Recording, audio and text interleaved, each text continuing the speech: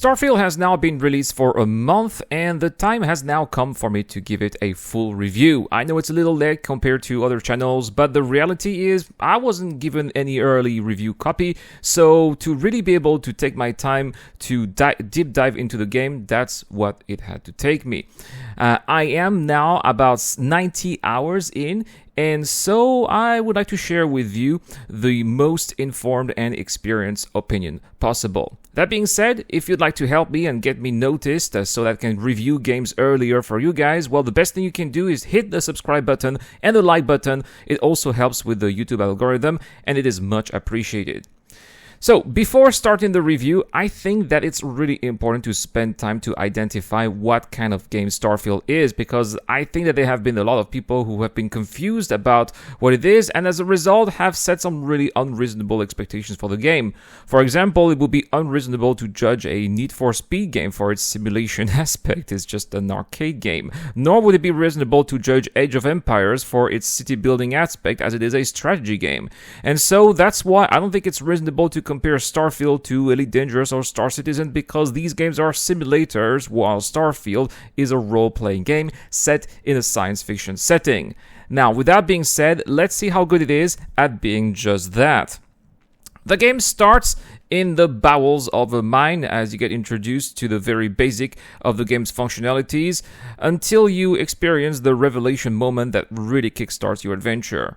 There's been a lot of comments about how slow that introduction of the game is compared to other Bethesda games, but as far as I'm concerned, I did enjoy it. I also really liked listening to the dialogues, and I enjoyed the slow start that allowed me to properly take my marks for what was going to become later my adventure.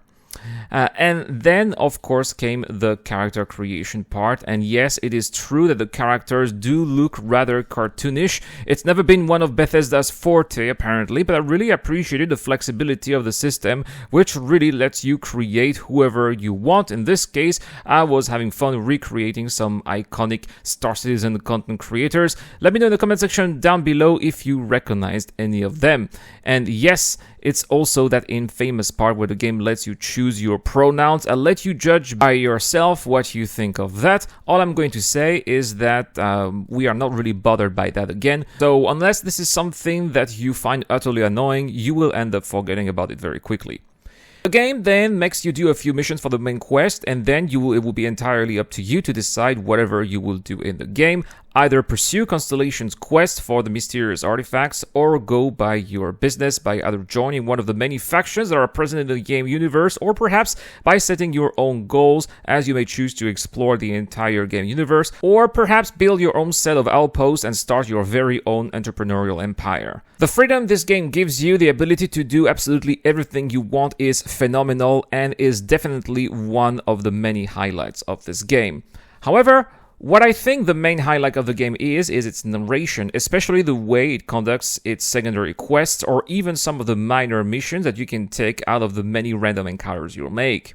I especially liked how the game makes you understand the point of view of all of the protagonists you will encounter, and then leaves you with a tough dilemma to figure out who should you side with, sometimes making you go against your very own values just because a necessary evil may on the long run be beneficial to the higher number.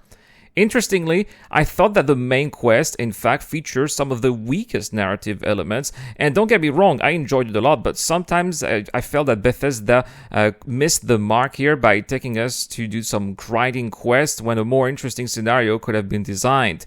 Maybe it's due to the length of the main quest itself, but sometimes it felt like Bethesda was running out of ideas to tell us or make us experience something interesting.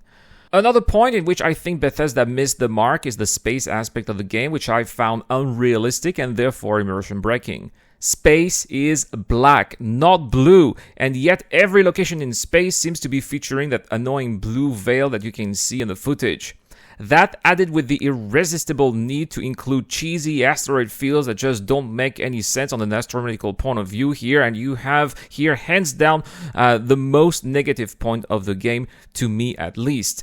And while the few space battles that you'll take part of are fun and engaging, it also feels like more could have been done. More skirmishes with more ships on both sides, more exploration, more opportunities to produce items or even ships. I would have loved, for example, be able to build a space station. Unfortunately, as I am writing these lines, space in Starfield feels more like a part you would skip rather than something you'd be looking forward to, and I hope that the future DLC expansion, Shattered Space, will remedy that when it comes out. Instead, despite being advertised as a Skyrim in space, Starfield's interest resides in its many, many planets and with what you can do on them. There's of course going to be a lot of combat that you can do both in the third and first person, and that really is appreciated. Personally, I only play in the first person because I do find far more immersive than third person, but let me know in the comment section down below, guys, what do you guys prefer?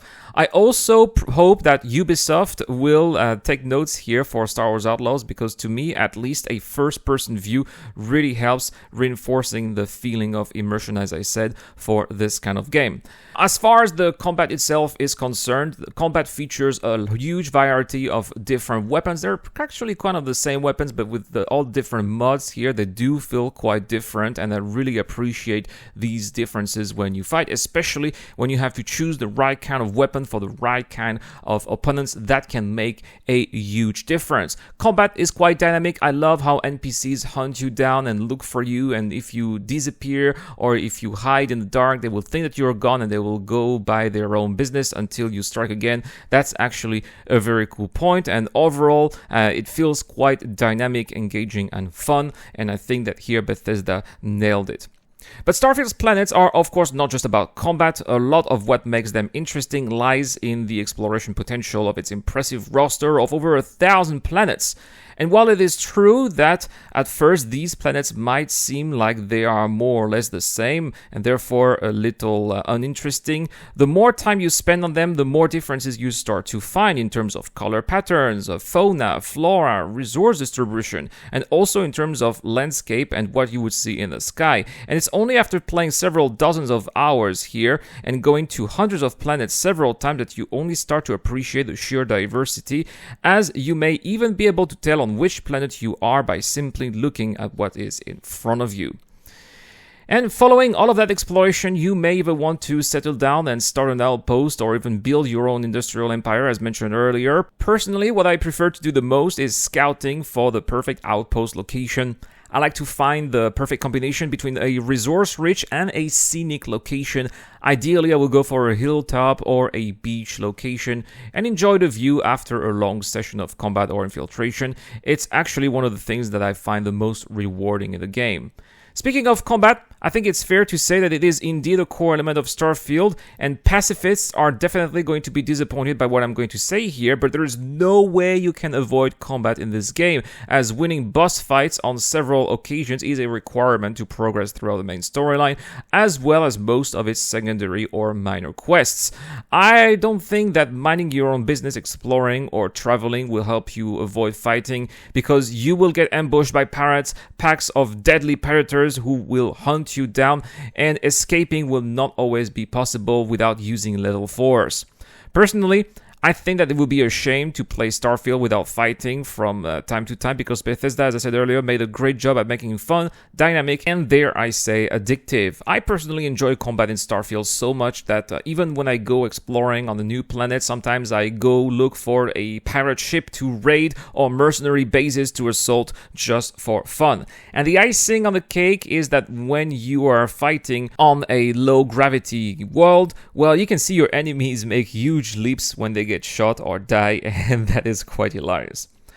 Unfortunately, not is all great and well in Starfield, and I think it's also important to mention those issues in this review. For example, it's baffling to realize that the game does not feature any local maps, making it really difficult to figure out where you happen to be or how you'll effectively go to any local destination. Lacking such a critical feature in 2023 is, to me, unacceptable. I also think it's fair to say that Starfield does not look quite modern. Sometimes it even looks quite dated. And sure, the landscapes on planets do look awesome, but the characters and especially the random NPCs don't. I also have a few things to say about the few landing zones of the game that do give the impression that it could have been made in any RPG of the last decade, featuring generic buildings that are often far from being eye-catchy. I would perhaps say that maybe Neon stands out from the rest, but the other issue I have is their size, which at best could accommodate a few thousand people or a few tens of thousands of people for New Atlantis. Is this what humanity has been reduced to in the 24th century in Bethesda's vision? Sometimes it feels like Earth being ruined is an excuse for not making the effort to create more settlements of larger scales. Speaking of the lack of settlements, I also do wish that more of the random locations you find on planets were occupied instead of being abandoned and left to pirates. Sure, fighting is nice, but also interacting peacefully with NPCs is also quite enjoyable. And I do enjoy being nice to them, helping them, doing missions for them, and there's not enough of that in my opinion. Other reviewers have had other things to say that I do not agree with, however. For example, I do not think fast travel in Starfield is a problem because nothing forces you to do so. You are absolutely free to walk or fly long distances if you wish to do so. Also, you are never locked behind a skill such as lockpicking, for example. Sure, higher skills may unlock a shortcut or give you access to aids that make your traversal progress go faster, but not having these skills will only make you take a scenic route or give you a harder time at killing adversaries, which is something that ultimately benefits you as you become better and more experienced by doing so. Finally, let's talk about the ship and outpost modes that many people praise, and as far as I'm concerned, this is not something that I am much interested in because I have seen little interest in deep diving into those. I wish that they had taken a role in the main quest or could eventually give a significant advantage, but it's never the case, and I have always found myself make more than enough money doing my day-to-day activities to be able to purchase whatever I want to buy. They may be awesome, and players certainly have made some impressive ships and outposts, but for action-driven players like me, they're just a waste of time. But there we have it now, trying to answer the ultimate question of this review: is Starfield good? Well, if you're looking for a fun RPG set in space and a sci-fi setting, then yes, definitely Starfield will offer everything that you're looking for. Is it a great game? Well, that depends on your expectations of what an RPG of the scale of Starfield should be in 2023. Should it be entirely seamless with, for example, space-to-ground transitions? Should it feature cutting-edge graphics? Should NPCs feature the latest developments? Well, for that, answers will vary, of course. If Starfield had featured all of those, it would have easily gotten a 9 out of 10 from me, but because it doesn't, I don't think giving a score higher than 7.5 out of 10 would have been honest. Starfield is a fun, engaging, and compelling role-playing game set in space that does keep me busy a lot, but at the same time, I can't help but thinking about how much it could have been if it would have been made with today's standards, and that I wish I didn't. Anyway, guys, that is all for this video. Here we go. The review of Starfield is done. Let me know in the comment section down below, guys. Have you played Starfield? Do you enjoy playing Starfield? What score would you give Starfield? I'd like to read from you. Thank you so much for watching, guys. If you enjoyed this review, let me know with a thumbs up. And if you want to see more content, well, you can hit that subscribe button. It's going to help the channel a lot, and you'll be notified whenever a new video is up. I've been Erad. Thank you so much to Dr. Fabin, Deplorable Infidel, and Zero Crusher for making this video possible, and I'll see you guys in the next one.